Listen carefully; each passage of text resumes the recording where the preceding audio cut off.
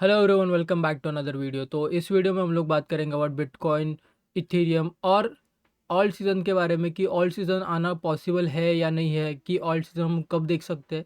तो ये सारी बातें हम बात करेंगे। अगर आपको मैं एक शुरुआत में एक टिप दे दूँ कि अभी के लिए कोई भी ऑल्ट कॉइन आप बाय मत करना। ये हमें बताने वाला क्यों आपको बाय नहीं करना चाहिए और कैसे आप मार्केट में सेफली रह सकते हो। तो शुरुआत करते हैं विथ बिटकॉइन के प्राइस के बारे में। और बिटकॉइन का करंट प्राइस चल रहा है 95,500 के आसपास।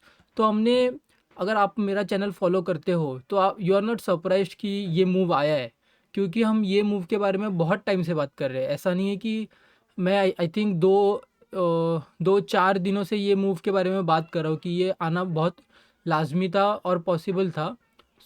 जब ये मूव आया तब वी आर नॉट सरप्राइज्ड, और हमने ऐसा कुछ पैनिक के माहौल में है ही नहीं हम। तो मैं एक्चुअली बताता हूँ कि अभी अभी ये मूव तो आ गया, अभी आगे क्या क्या मूव आने के चांसेस है और क्या क्या पॉसिबिलिटीज़ है ना। तो शुरुआत हम लोग करते हैं with, actually let's start with Japan interest rate. तो ये वाला तो हमने एक्चुअली बहुत पहले से बात की है कि जब भी जापान इंटरेस्ट रेट बढ़ाता है तभी देखो यहाँ पे, this is the pink line is the interest rate. जब भी जापान इंटरेस्ट रेट बढ़ाता है तभी तभी हमें एक सेल ऑफ देखने मिला है इन मार्केट। और ये सेम चीज़ मैं आपको इथेरियम में भी बताऊंगा, बट अभी के लिए हम लोग देखते हैं कि कैसे बिटकॉइन में ये प्ले आउट कर रहा है। तो ये वर्टिकल लाइन्स है, वो जापान का इंटरेस्ट रेट उस दिन या फिर उसी महीने बढ़ा था, ठीक है। तो अभी उसके बाद हम लोग चेक करते हैं कि क्या क्या उसके बाद हुआ था। अगर हम लोग हाई से देखें, so from this high to this low, Bitcoin ने 22% डाउन साइड मूव दिया। उसके बाद ये हाई से ये लो 30% मूव दिया डाउन साइड, है ना, 30%। So just keep in mind. तो अभी क्या हो सकता है कि अभी हम लोग, हमारे पास तो ये एक रेंज है 22 से लेके 30%। तो अभी भी जापान ने इंटरेस्ट रेट तो बढ़ा है, तो उसके बाद हम लोग एटलीस्ट 20% तो मूव देख सकते हैं, है ना, आराम से। मतलब I think it's very possible और it's not very new in the market. और अगर हम लोग 20 वीक SMA और 21 वीक EMA चालू कर दे, so this is the bull market support band. तो बिटकॉइन का तो करंट सपोर्ट जो है वो 88,900 से लेके 87,300 तक है। तो this is a very first level of support. तो हमको बस ये चेक करना है कि अगर बिटकॉइन का प्राइस यहाँ पे होल्ड करता है कि नहीं। क्योंकि अगर बिटकॉइन का प्राइस यहाँ पे होल्ड कर लेगा so it is very good sign. और it's not small drop from from the top. तो अगर टॉप से या फिर अगर करंट लेवल से हम लोग देखेंगे तो इट्स वेरी 6-7% ड्रॉप। बट हम लोग अभी आगे भी देखेंगे कि और वर्स्ट केस पॉसिबिलिटी क्या क्या हो सकती है ना। अभी तो हम लोग best, I think this is the best case possibility कि ये बुल मार्केट सपोर्ट बैंड तक जाए, इन माई ओपिनियन। मतलब ऐसा भी हो सकता है कि यहाँ से ये ऊपर जा रहा है, we don't actually know anything.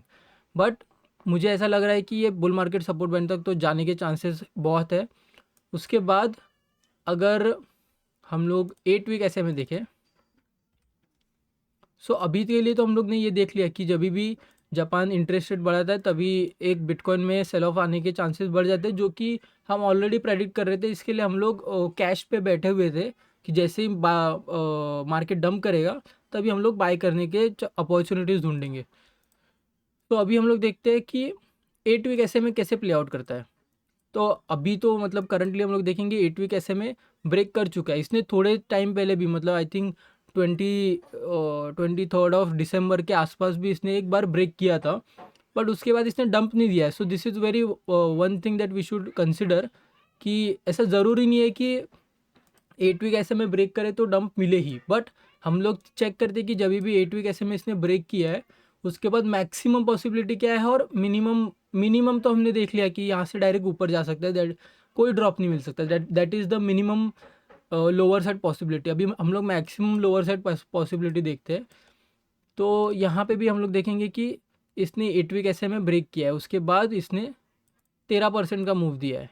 I think ये एरिया थोड़ा पूरा साइडवेज ही है, तो let's not get in here. But I think ये वाला चेक करते हैं। यहाँ पे इसने 7% का मूव दिया है डाउन साइड।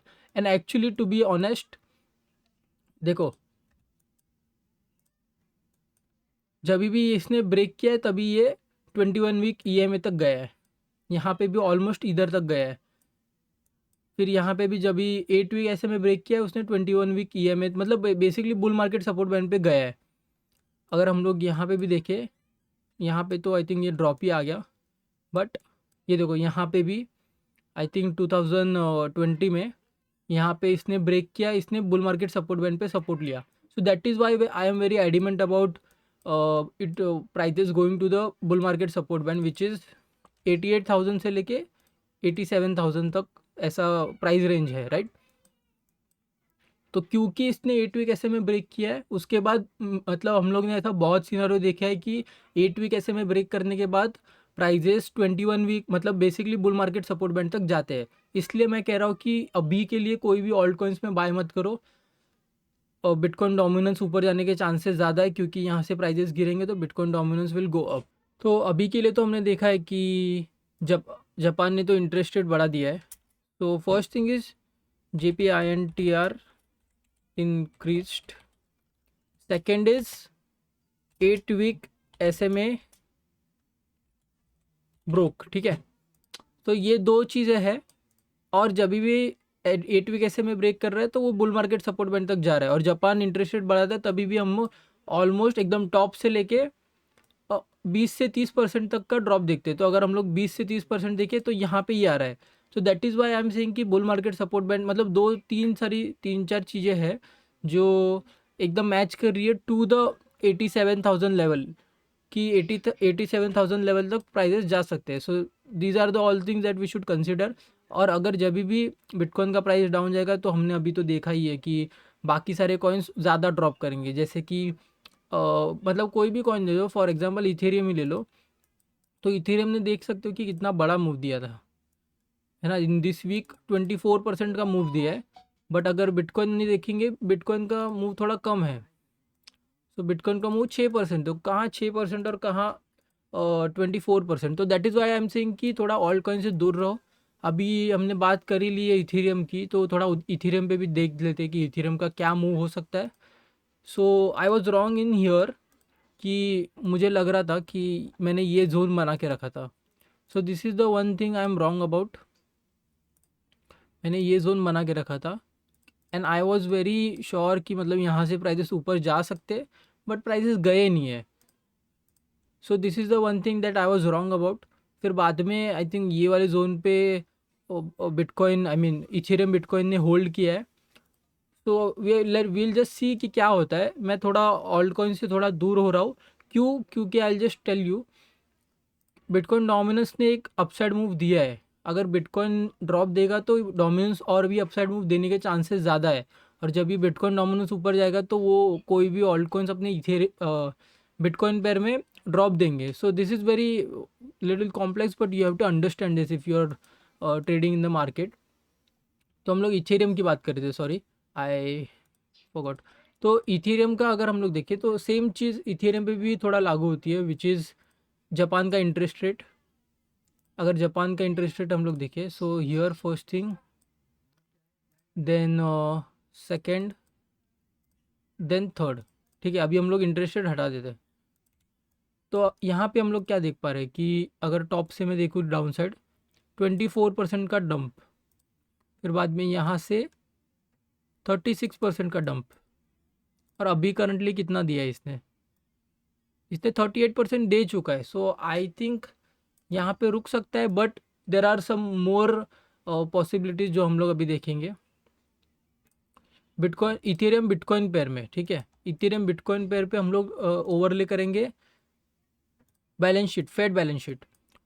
तो हम लोग यहाँ पे क्या देख पा रहे हैं कि इथेरियम बिटकॉइन बॉटम किया था जब ये जो फेड बैलेंस शीट है वो बॉटम कर दिया था, है ना। फेड बैलेंस शीट का मैं मतलब समझाऊंगा कि क्या होता है, but for now just understand this कि जब भी फेड बैलेंस शीट बॉटम करता है तभी इथेरियम बिटकॉइन बॉटम करता है।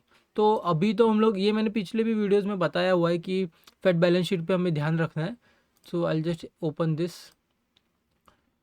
तो यहाँ पे हम लोग देख सकते हैं कि ये देखो फेड बैलेंस शीट जो आता है। सो अभी तक ये रिड्यूस मतलब क्वांटिटेटिव ईजिंग चालू नहीं हुआ है फ्रॉम द फेड। तो इस वजह से आई डोंट थिंक सो जब तक क्वांटिटेटिव ईजिंग चालू होता है तब तक कोई भी ऑल्ट कॉइन्स अच्छे परफॉर्म करेंगे। सो this is the that is why I am saying कि थोड़ा ऑल्ट कॉइन से दूर रहो। नॉट ओनली इथेरियम बिटकॉइन, हम लोग ये पूरा देखेंगे कि बिटकॉइन डोमिनेंस में भी सेम हाल है। अगर हम लोग यहाँ पे देखेंगे बिटकॉइन डोमिनेंस पे, so here it is the bottom. तो बिटकॉइन डोमिनेंस एकदम सस्टेनेबली गिरना कब शुरू हुआ? क्योंकि अगर हम लोग देखेंगे यहाँ पे भी बिटकॉइन डोमिनेंस गिरा है, यहाँ पे भी गिरा है, but it was not sustainable, है ना। Actually the real move started from here, यहाँ से फिर मूव करे आप, फिर यहाँ से बड़ा मूव दिया। तो हम लोग एक्चुअली देख सकते हैं कि जब भी इसने बॉटम किया है फेड बैलेंस शीट ने, मतलब बैलेंस शीट जब भी क्यूई शुरू हो गई इन द मार्केट, उसके बाद हम लोग देख सकते हैं कि ऑल्ट कॉइन या फिर ऑल्ट सीजन आ गया था। So this is one narrative that we have, या फिर ऑब्जर्वेशन दैट वी हैव। जब भी फेड बैलेंस शीट बॉटम करके एक अपसाइड में, मतलब बैलेंस शीट बढ़ा देंगे फेड बेसिकली, तभी हम लोग शायद ऑल्ट सीजन का शुरुआत देख सकते हैं। तो हमें ये फेड बैलेंस शीट मॉनिटर करना बहुत ज़रूरी है। ये मैंने अपने पिछले कुछ वीडियोस में भी बताया है कि यहाँ पे आप लोग अगर आके देखोगे, so you can actually see कि फेड बैलेंस शीट का रिजल्ट नेक्स्ट वाला कभी आने वाला है।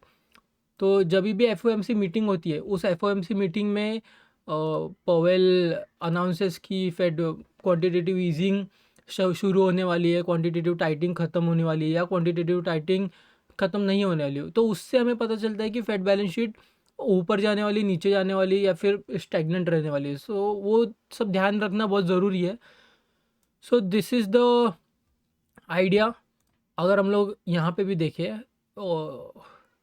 यूएसडीटी डोमिनेंस पे, यूएसडीटी डोमिनेंस का भी हमने कुछ चीज़ें देख के रखी थी, विच वाज या यहाँ पे ये सपोर्ट ले रहा है, फिर यहाँ से ये ऊपर जाने के मतलब एक्चुअली मेरे को लग रहा था कि थोड़ा सा अपसाइड मूव लेके ये डाउन साइड जाएगा। मैंने एक यहाँ से ट्राइंगल बना के रखा था।